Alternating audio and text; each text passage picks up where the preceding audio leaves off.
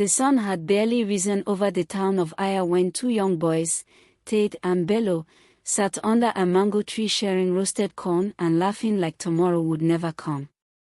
From childhood, their friendship was like the bond between twins born from the same womb. They fought together, played together, dreamed together, and when they grew into men, they swore to face life side by side. Years passed, and life took them through many towns, but their friendship only grew stronger. When others fell apart because of jealousy or greed, they stood like a tree planted by the riverside. One day, as they sat outside Bello's small apartment, Tunde said with a wide smile, "My brother, we've been helping others build their dreams for too long. It's time we build ours." Bello nodded. "You're right. Let's start something together, something we can call our own." That evening, the two friends began to plan. They pooled their small savings and started a small company, a logistics firm named Twin Roots Logistics, moving forward together. At first, it was just the two of them, carrying boxes, making deliveries, sweating in the sun, dreaming of greatness. They laughed through their struggles and celebrated every little win. They worked day and night, sometimes sleeping in the office, sharing one meal, chasing one vision. Slowly, success smiled on them. And slowly, the dream began to blossom. Their business grew, one truck became two, two became 10. Their names began to spread across the city. They were young, honest, and hardworking, a rare combination in a world where many wanted shortcuts. People admired their unity. Even when disagreements came, they handled them with love. Or, the elders would say, if friendship was a tree, these two are its roots. But life, as it often does, had other plans. Their company grew, and so did their bond. Tunde was the taller of the two, broad shoulders, confident eyes, and a voice that carried command. Bello, on the other hand, was short and round, always cheerful and gentle. People often said, if Bello smiles, your problems melt away. Together, they balanced each other like night and day. Their lives were peaceful and happy, until one Sunday morning changed everything. That morning, Tunde attended church as usual. But that day, as the choir sang, his eyes met a young woman sitting 2 rows ahead. She was graceful, with soft eyes, modest clothing, and a smile that seemed to heal a heart. Her name was Adaora. After the service, they spoke for the first time under the almond tree beside the church gate. Their conversation flowed easily, like two streams meeting. Within weeks, Tunde couldn't stop thinking about her. "Bello," he said one night, "I think I've found my wife." Bello laughed. "Oh, my friend, love has caught you at last." In less than a month, Tunde and Adaora were married in that same church. Everyone came, family, friends, and staff. Bello stood beside him proudly as best man. It was a beautiful day, full of joy, dancing, and endless smiles. For the first few months, Tunde lived in heaven. Adaora was everything he ever wanted, gentle, respectful, prayerful, and supportive. She woke early to make him breakfast, sent him encouraging messages at work, and always waited up for him when he returned home late. But happiness sometimes fades like morning dew under the sun. It began quietly. One evening, Tunde returned home to find Adaora sitting on the couch, an empty wine bottle beside her. He was surprised, she never drank. "Ada, are you okay?" he asked softly. She smiled lazily. "Just trying to relax." He didn't think much of it then. But soon, one bottle became two, two became 4. Adaora began to change. She no longer woke early, her meals grew careless, the house was often untidy. At first, Ted was patient. He tried to talk to her gently. "My love, please slow down on the drinking. You're not the woman I met in church." But Adaora would shrug. "I'm fine, Ted. You worry too much." Weeks rolled into months, and the woman who once prayed with him at dawn now spent her nights in bars and parties. Ted endured in silence. He hoped things would change. Then came the night that changed everything. It was a company dinner, a big event celebrating their 5th anniversary. The evening was beautiful, lights, music, laughter, and friends everywhere. Adaora looked stunning in her red dress, her beauty turning heads as she moved. But as the night went on, she drank too much again. By the end of the dinner, her speech was slurred, her steps unsteady. When it was time to leave, Ted took the car keys. "Let me drive, Adaora." "You're drunk." She snatched the keys back. "No. I'm fine. I can drive. I'm your wife, not a child." He sighed. "Please, Ada, listen." "Enough," she shouted, drawing stares from other guests. "I said I'll drive." Ted hesitated, torn between pride and peace. Finally, he gave in. "Fine. But drive carefully." The road was dark, the wind cool against the windshield. Adaora hummed softly, her laughter sharp in the quiet night. "Slow down, Ada," Ted said, gripping his seatbelt. "Please, take it easy." She laughed. "I know what I'm doing." But before he could say another word, a truck appeared ahead, parked by the roadside with no lights. Ted shouted, "Ada! Stop!" The tires screeched, but it was too late. The car slammed into the truck with a deafening crash. Darkness. Silence. Then the sound of sirens. The police found them unconscious and rushed them to Premier Hospital. Hours later, Adaora opened her eyes. Her head throbbed, her arms bruised, but she was alive. She turned to her left. Ted lay still, his eyes covered, his face pale. Doctors rushed in and out. Adaora wept uncontrollably.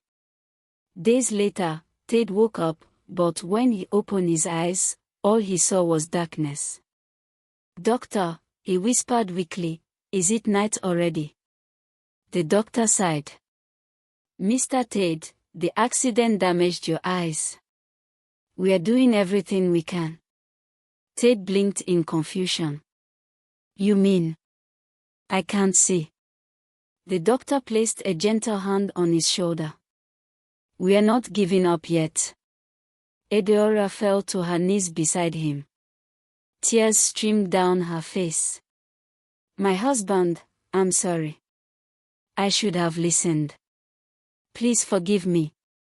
Ted's heart broke, but he took her hand and whispered, "It's not your fault. What's done is done." They tried everything, treatment after treatment, but nothing changed.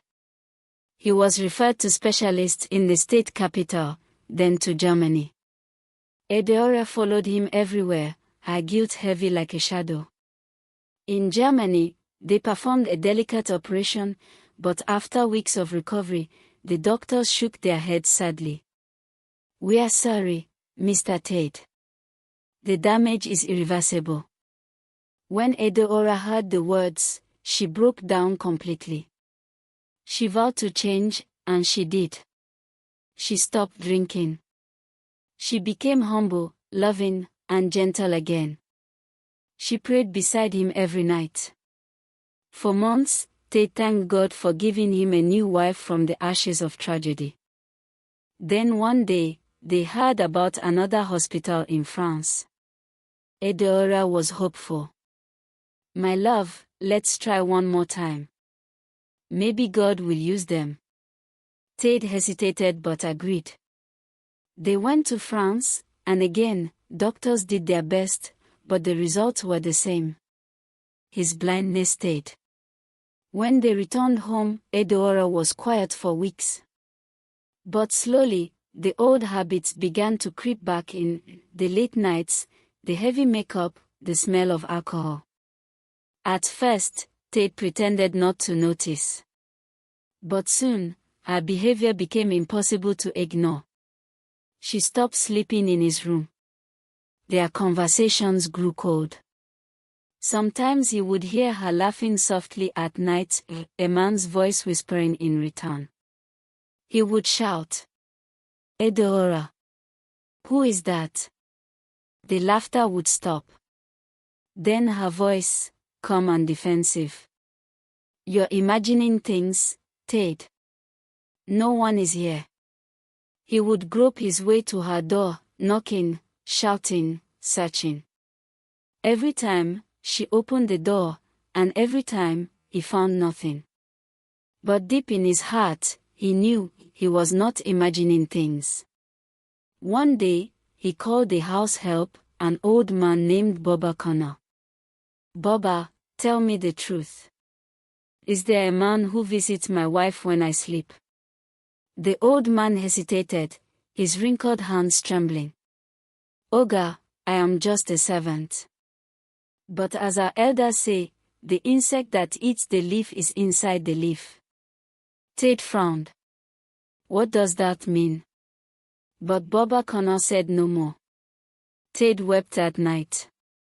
He felt trapped, blind, betrayed, and broken.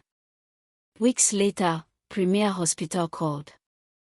"Mr. Tate, we just got news of a new eye specialist hospital in India. They have treated similar cases successfully.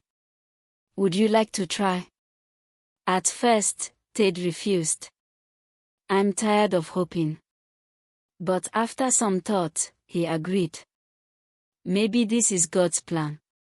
Adaora, surprisingly, refused to go with him. "I can't travel now," she said. "I'll arrange everything for your pickup in India." Her voice was sweet, but her eyes, he could feel, were cold.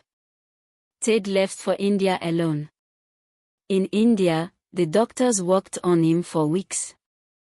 Then came the day the bandages were removed. Slowly, "Mr. Tate," the doctor said. "Open your eyes."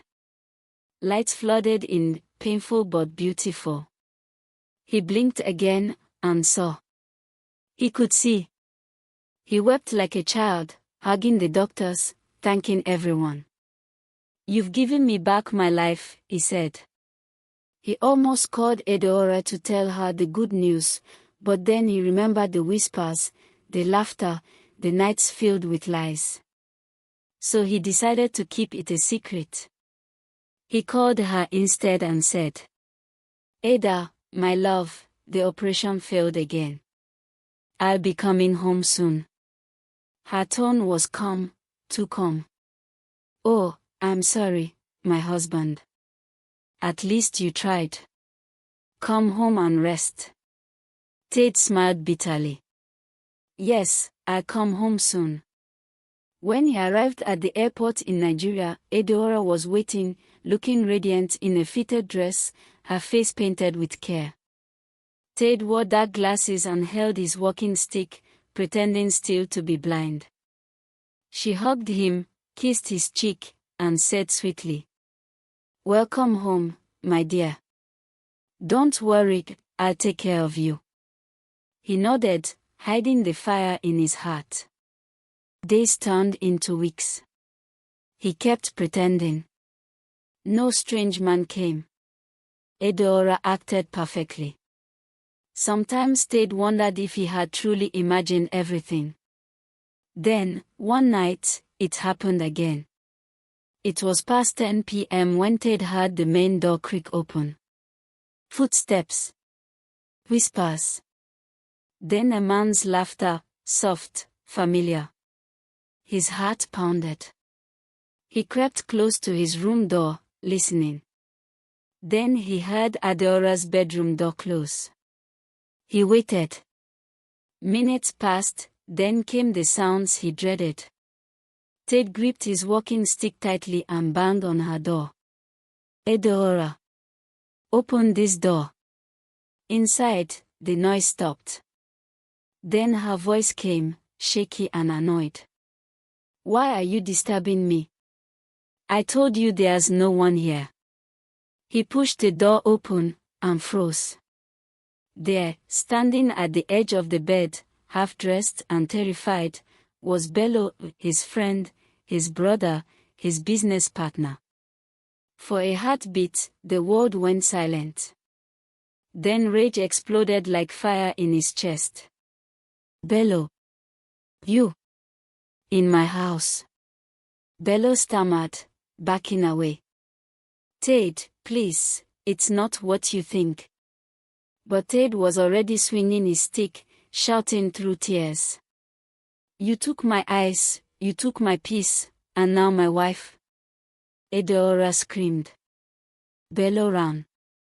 Tate chased him to the gate, blind rage giving him strength. The neighbors rushed out, but by the time they reached him, Bello had fled into the night. Tate stood there shaking, his glasses falling to the ground, his eyes open and full of sight. The neighbors gasped. Adaora collapsed to her knees. You can see, she whispered. Tate's voice broke. Yes. I could see the day I returned from India. And now I can see who you both truly are. Adaora wept, begging for forgiveness, but Tate turned away. The eyes you helped destroy have now seen the truth. You are dead to me. Weeks later, Tate divorced Adaora. Bello vanished from town, leaving the company to Tate. He rebuilt his life slowly, humbly, with scars that would never fade. Sometimes, when people asked him why he always wore dark glasses even though he could see, he would smile sadly and say, because some blindness is better than sight. The eyes may heal, but the heart takes longer. And whenever he told his story to others, he ended with these words. Trust is a seed, once broken, it can never grow the same. Beware of friends who smile too long at your home, and wives who forget the taste of peace. The world may be full of light, but not everyone who walks beside you deserves to see it. And so, the tale of Tate, the blind husband, and the shadow of betrayal spread across Aya like a whisper in the wind, a reminder that even in this modern world, the lessons of old still breathe. That pride can destroy, guilt can change, and betrayal can blind more than the eyes. Please let us know where you are watching from, leave a comment below, we love to hear from you. Please like the video and share with your family and friends. Please also subscribe to this channel so we can bring more videos to you. Thanks for being part of us.